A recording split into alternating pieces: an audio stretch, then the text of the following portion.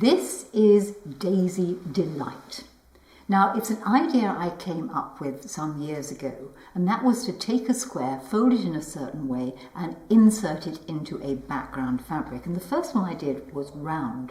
The problem with a round is, what do you do with it? So it occurred to me I could do exactly the same thing with a square. So here we have the square version of Daisy Delight, a little bit of manipulated magic. Now you're going to need a template, but before you get worried, I am actually going to put a PDF of the template on my website, jennierayment.com. I'll put the details at the end of this video. But if you'd like to draw it up, you'll need to draw a 4-inch circle, mark the very center, and then using a protractor, put the protractor in the very middle, and you're going to mark all the 30 degrees. So you mark it there at 30 and 60 and 60 and 90 and at 120 and at 30 on the other side. When you've done the top of the protractor, flip it round and do the same thing on the other side. So we're going to mark it at 30, at 60, at 90, at 120 and at, there we are, 180 round that side. When you've done that, join the lines up, and this will give you your template, because we're going to divide a background square into 12 sections, and they are 12 30-degree sections. So draw your lines using a ruler. When you've done that, cut your template out, but as I said, if you don't want to do it, go to my website and you can print off the template. I've cut out my homemade template and I'm going to number it, starting here at 1, where 1 is on the clock face. 1, 2, 3, 4, 5, 6, 7, 8, 9, 10, 11, 12. Of course, if you printed off the one from my website, you don't have to bother with this. Taking the template, we're going to stick it in the middle of a 22-inch square. Now, if you press your square in half and in half again, you can place the template in the very middle, where 1 is to be where 1 is on the clock face. Using a tiny bit of masking tape, put the masking tape between the numbers. Don't put it over the lines, because you'll have to move it otherwise. So the template goes in the very middle, aligned with the creases, 1 where 1 is on the clock face. A ruler and a chalk marker or some form of marker. Putting the ruler on one of the lines on the template, you're going to draw a line right the way across the entire piece of work. And work your way systematically round until you have drawn lines radiating out from the center right the way across the entire square. So just continue going round and round and round, because what we're going to do then is cut it out. When you've gone round and round, please can you just draw outside the circle, and then we're going to cut it out. So continue with the lines, and when you finish the lines, draw outside the circle. So having drawn all the lines, before we do any cutting out, it will pay you to number each of the sections, exactly like either your printed template or the one that you've made. So put little sticky labels in it. Don't write on the actual fabric, because it may not come out. I tend to use sticky labels, masking tape, or something like that. We're now going to cut it up.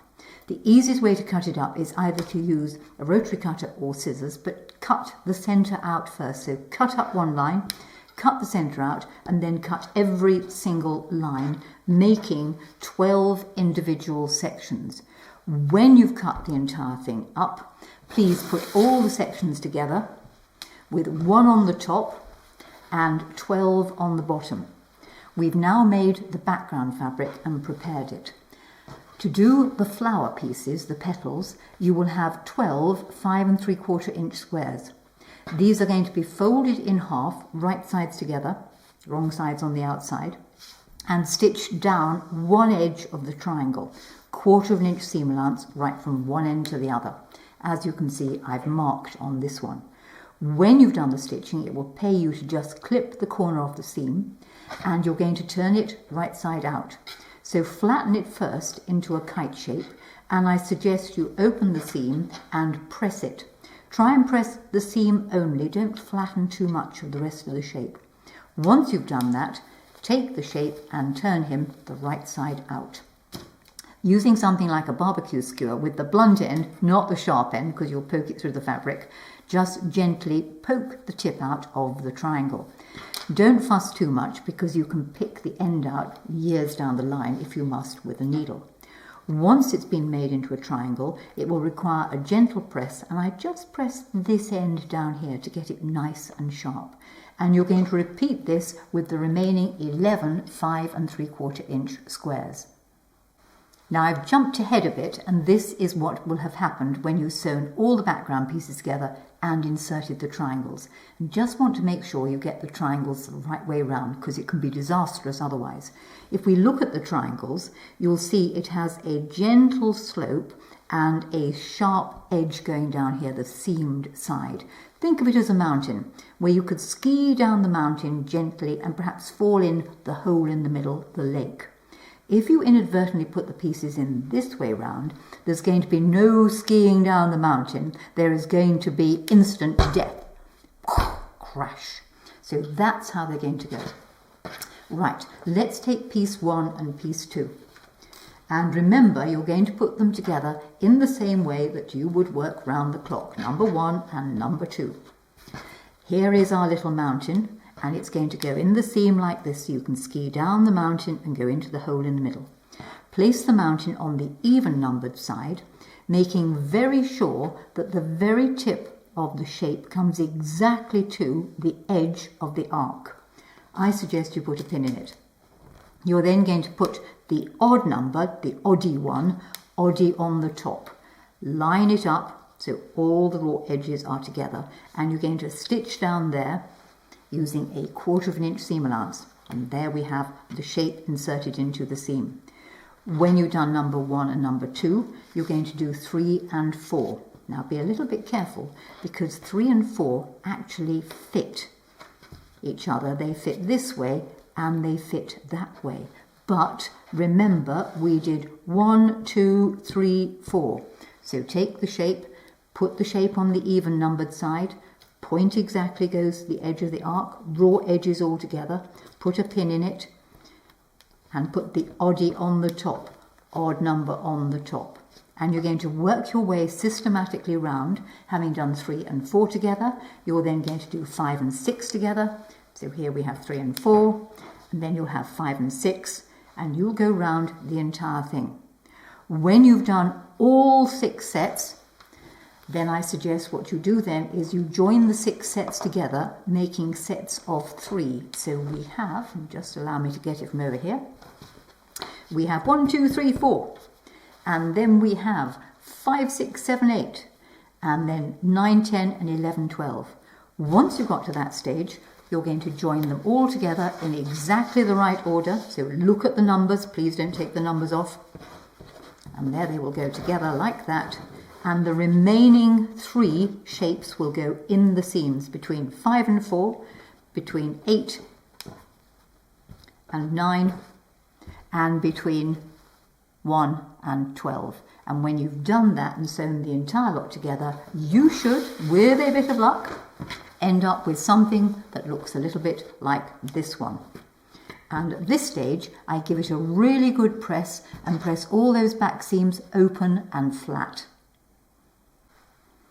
Hopefully there's a square, but it's got a hole in the middle. This is where that remaining circle that was left over can be placed underneath the centre block, pinned in place, and what I suggest you do is sew all the way around the middle there using a long stitch length. Once you've anchored at the centre, we can then play with the pieces. Lift up one of these triangles, grab hold of the sides of it, pull it apart. It will flatten forwards into a kite shape. Suggest you finger press it. It will then lift back and flatten into a diamond. Put a pin in it. You're going to work your way systematically round the entire shape. So lift, separate. Ages me, doesn't it, the lift and separate. Some of you will remember the Playtex bra. And flatten forwards. What do you think of the show so far? Rubbish. Open it out and flatten it into a diamond.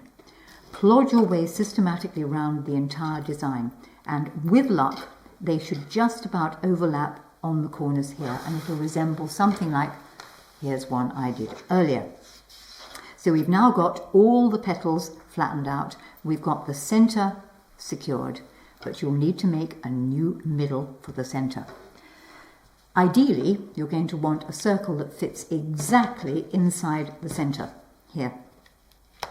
Now, if you've downloaded the PDF from my website, you will have a circle. If not, find a cup or a saucer, not a saucer, but something small that will just fit the middle there.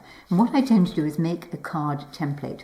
So you want a circle that's going to just touch the points of all those shapes. Now, I'm afraid I do this the old-fashioned way by taking another piece of fabric that I'm going to use the middle, slightly bigger, gathering round the edge using a long stitch by hand, and then drawing the fabric over the edge of the piece of paper and pulling it tight, as we have here.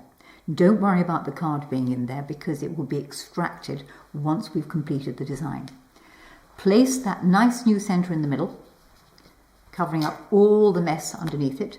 Pin it in place and then stitch round, either by hand using a small slip stitch, says she, just catching the edge of the circle, or you can do it on the machine. Now, if you're going to do it on the machine, you will want to use one of the applique stitches, possibly something like the blind hem stitch, which you can make very small, or one of the applique, or sometimes called a pin stitch, where it does several straight stitches and a little bite across.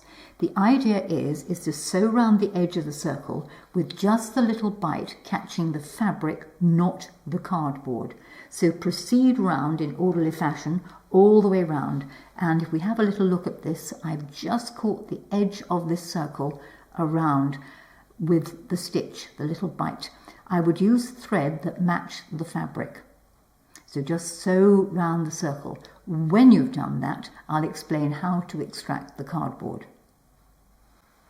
Right, having applied the centre, you're probably going to be worried about taking the card out, but if you just turn it over and cut away all the fabric from the back, you should, providing you stitched it properly, be able to ease the card out the middle. It might need a bit of a tug.